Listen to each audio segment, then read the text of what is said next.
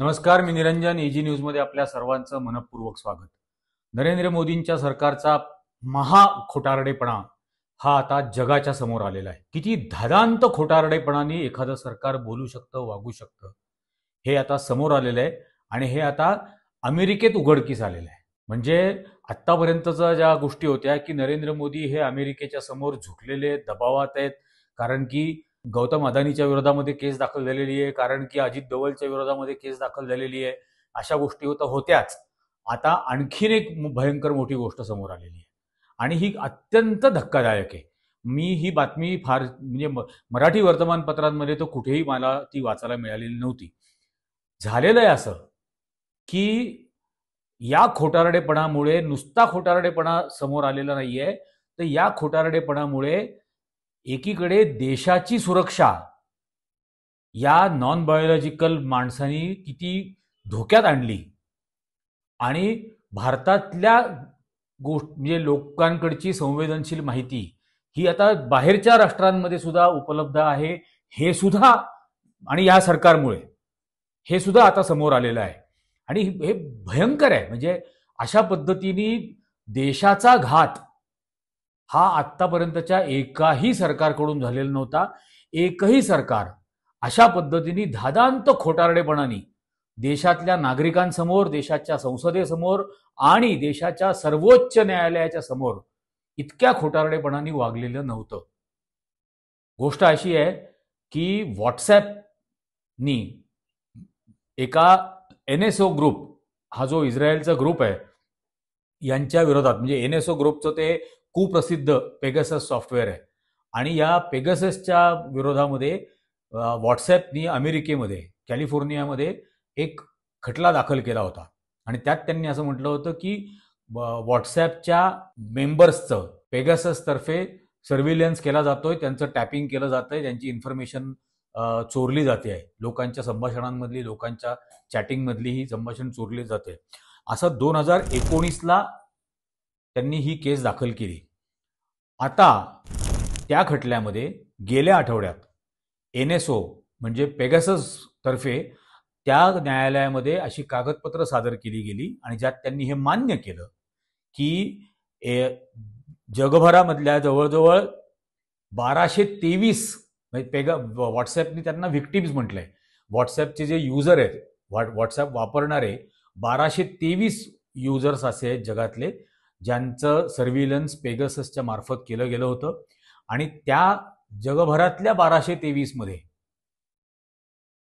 भारताचा क्रमांक जगात नंबर 2चा आहे. म्हणजे मेक्सिकोमध्ये सर्वात जास्त जणांचं सर्व्हिलन्स केलं गेलं 450च्या आसपास आणि भारतामध्ये 100पेक्षा जास्त लोकांचं सर्व्हिलन्स केलं गेलं, असं गेल्या आठवड्यामध्ये पेगाससनी अमेरिकेतल्या न्यायालयाला सांगितलंय. आता हे जरा डिटेल समजून घेण्यासारखी गोष्ट आहे. म्हणजे 2019मध्ये ज्या वेळेला हे मॅटर दाखल केलं त्यावेळेला व्हॉट्सॲपने असं सांगितलं की त्यांच्या 1400 युजर्सचं सर्व्हिलन्स केलं जात होतं आणि यामध्ये 300 भारतीयांचे युजर्स आहेत ज्यांचं सर्व्हिलन्स पेगाससतर्फे केलं जात होतं. दुसरी गोष्ट, पेगाससनी म्हणजे एनएसओनी असं सांगितलं न्यायालयामध्ये की पेगासस हे सॉफ्टवेअर त्या कंपनीतर्फे कुठल्याही प्रायव्हेट एजन्सीला किंवा प्रायव्हेट व्यक्तीला विकलं जात नाही. ते फक्त सरकारला विकलं जातं, सरकारी एजन्सीला विकलं जातं. ते अजिबात खाजगी उद्योगांना म्हणा किंवा खाजगी संस्थांना ते विकत नाहीत. ते फक्त सरकारांना विकतात. आणि याचा सरळ अर्थ काय होतो की भारत सरकारने हे विकत घेतलं. भारत सरकारच्या कुठल्या तरी खात्यामार्फत, मग ते इंटेलिजन्स ब्युरो असेल, ते रॉ असेल, ते सीबीआय असेल, माहिती नाही, हे विकत घेतलं गेलं आणि त्यांच्या मार्फत भारतातल्या 300 जणांचं सर्व्हिलन्स केलं गेलं असं 2019ला सांगितलं होतं व्हॉट्सॲपनी.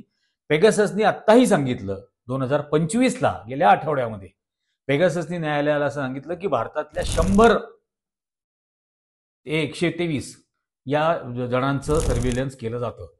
पेगासस सॉफ्टवेअरचं वापर करून भारत सरकारतर्फे केलं जातं. आणि भारत हे ज्यावेळेला 2019ला झालं त्यावेळेची तर काही फार धक्कादायक गोष्टी आहेत की त्यावेळेला व्हॉट्सॲपनी आणि पेगाससनी असं म्हटलं होतं की एप्रिल ते मे 2019 या 2 महिन्यामध्ये 51 देशांमधल्या 1223 जणांचं सर्व्हिलन्स केलं गेलं. त्यात भारतातले होते. आता एप्रिल ते मे 2019 हे महत्वाचे का बरं ठरतात? कारण त्यावेळेला भारतात निवडणुका होत्या आणि भारतातल्या लोकसभा निवडणुका होत असताना त्यावेळेला सर्व्हिलन्समध्ये असलेल्यांमध्ये कोण कोण होते, कोणाकोणाचं सर्व्हिलन्स केलं जात होतं? तर विरोधी पक्ष नेत्यांचं सर्व्हिलन्स केलं जात होतं. विरोधी पक्षातले प्रमुख नेते म्हणजे राहुल गांधी असतील, राहुल गांधींचा स्टाफ असेल, सोनिया गांधी असतील, यांचं सर्व्हिलन्स केलं जात होतं. त्याच्यानंतर भाजपच्या म्हणजे नरेंद्र मोदींच्या मंत्रिमंडळातल्या 2 मंत्र्यांचं सर्व्हिलन्स केलं जात होतं. या व्यतिरिक्त सुप्रीम कोर्टाच्या चीफ जस्टिस आणि काही जजेस यांचं सर्व्हिलन्स केलं जात होतं.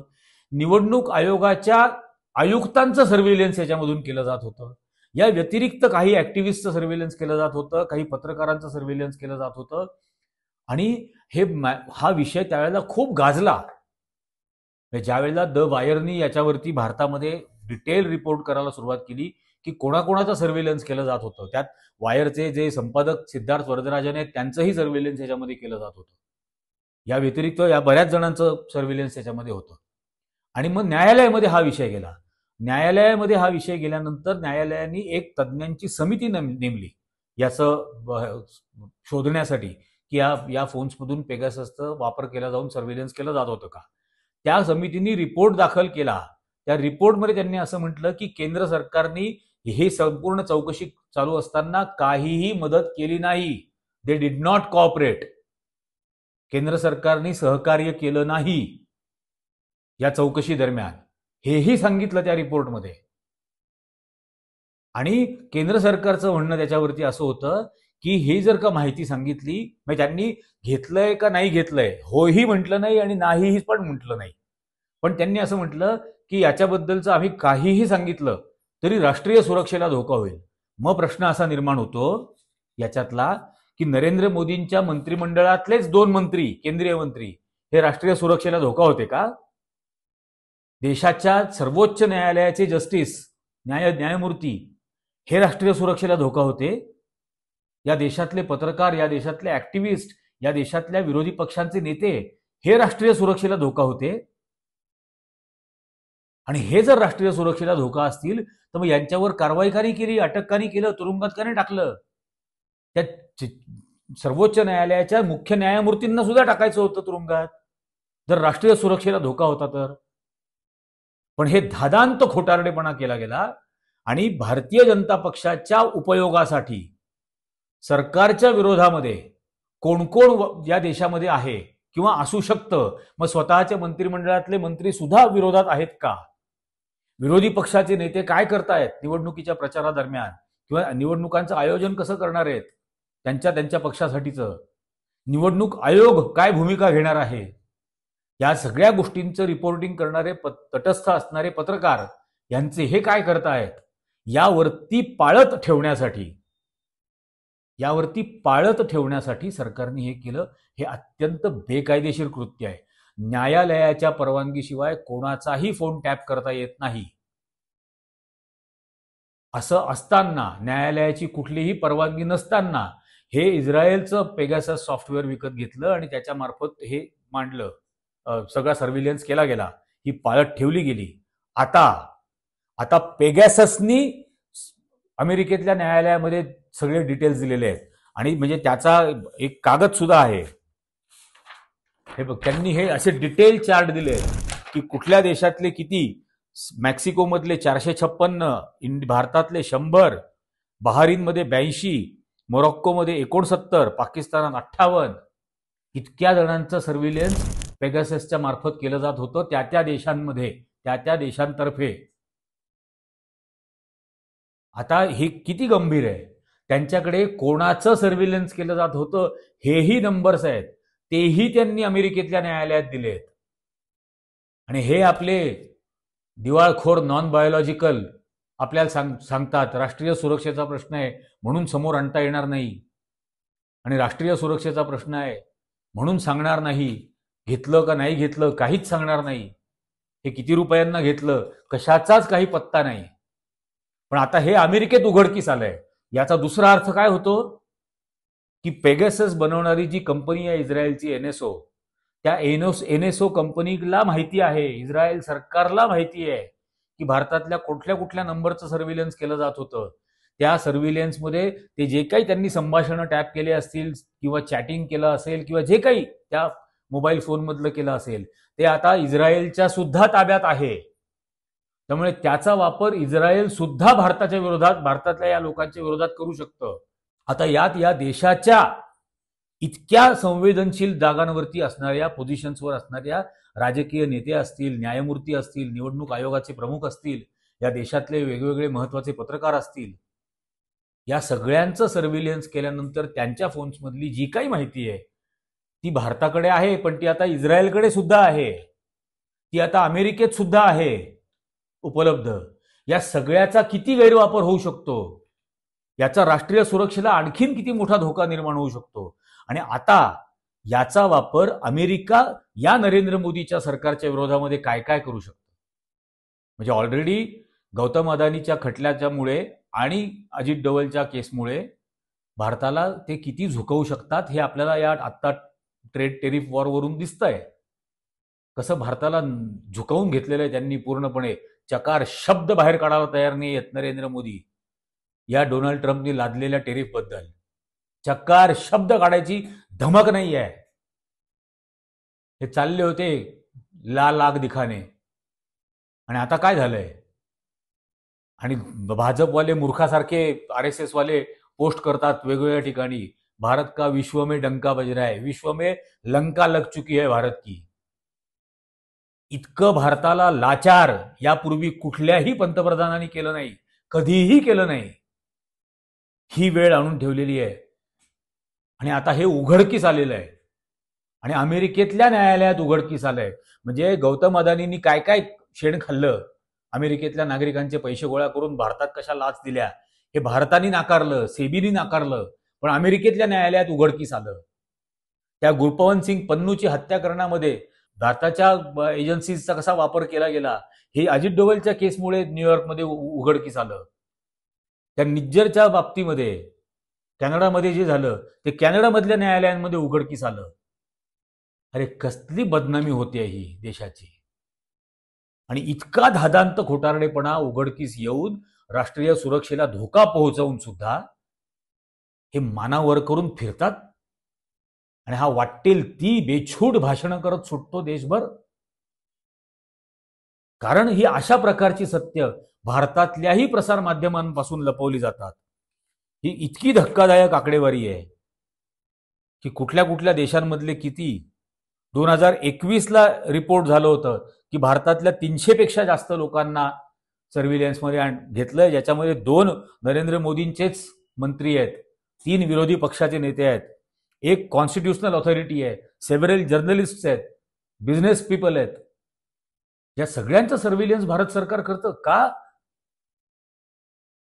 आता याचं उत्तर द्यावंच लागेल आणि विरोधी पक्षांनी येणाऱ्या अधिवेशनामध्ये हा मुद्दा शिगेला नेऊन पोहोचवायला पाहिजे की कोण भारताचे न्यायाधीश आहेत सर्वोच्च न्यायालयातले ज्यांच्यामुळे देशाच्या सुरक्षेला धोका आहे, कोण नरेंद्र मोदींच्या मंत्रिमंडळातले ते 2 मंत्री ज्यांच्यामुळे राष्ट्रीय सुरक्षेला धोका निर्माण झाला, हे आता सांगावंच लागेल केंद्र सरकारला.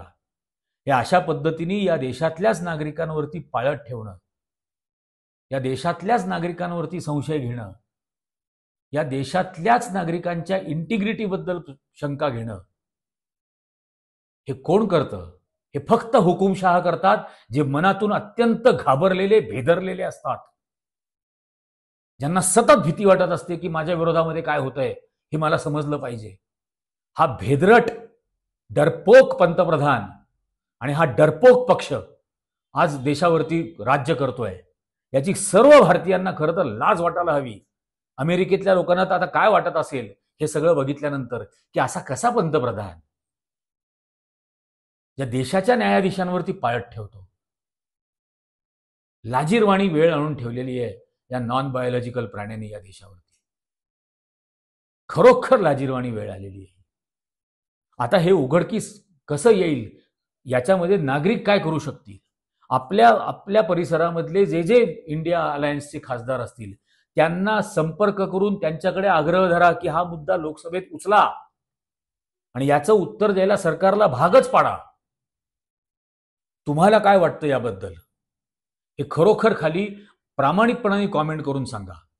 हा जर का म्हणजे हा प्रसंग अमेरिकेत जो उद्भवलाय, न्यायालयामध्ये उद्भवलाय, हा देशासाठी निंदनीय आहे की नाही हे तुम्हाला काय वाटतं? आणि याचा वापर अमेरिका भारताच्या विरोधामध्ये भारताला झुकवण्यासाठी करेल की नाही, तुम्हाला काय वाटतं हे इथं कॉमेंट करून नक्की सांगा. हा व्हिडिओ जास्तीत जास्त लोकांपर्यंत पोहोचवा. जास्तीत जास्त जणांना याची चॅनल सबस्क्राईब करायला सांगा, याची लिंक शेअर करायला सांगा, जास्तीत जास्त जणांनी याला लाईक करा. याच्या मागचा उद्देश एकमेव हा आहे की जास्तीत जास्त लोकांपर्यंत ही जनजागृती पोहोचली पाहिजे. यात तुम्ही सहकार्य करणार की नाही हाच प्रश्न आहे. आता आजच्या या भागात इतकंच. धन्यवाद.